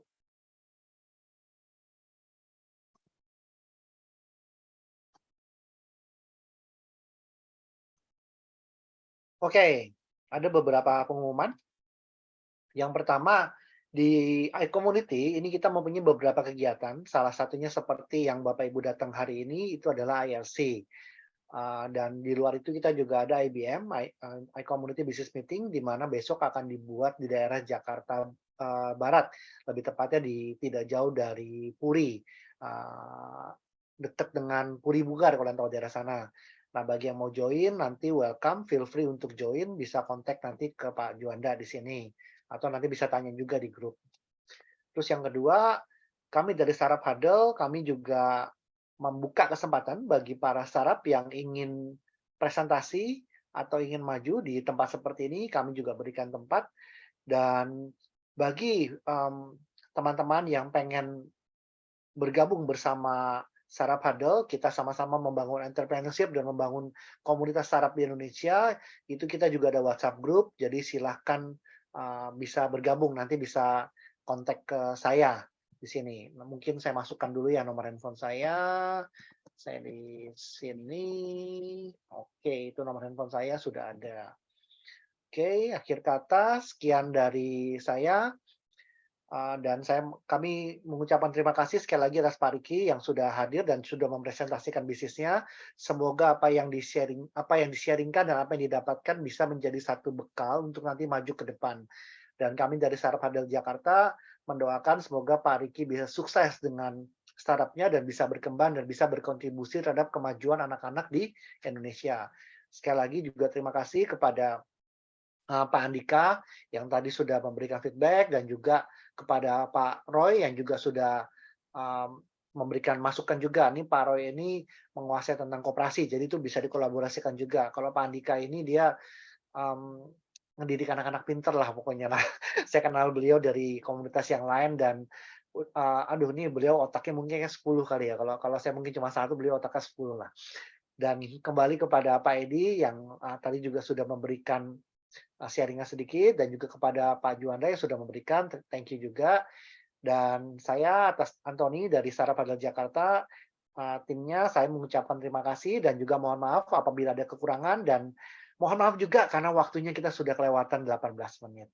Oke, that's it dari saya dan sampai jumpa di sesi Startup Huddle berikutnya di bulan depan. Thank you. Thank you, Bapak Ibu. Ya, terima kasih Pak Antoni, terima kasih semua Bapak Ibu. Thank you so much.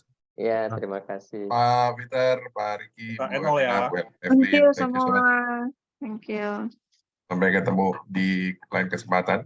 Iya, terima kasih Bye-bye. Coach Edi.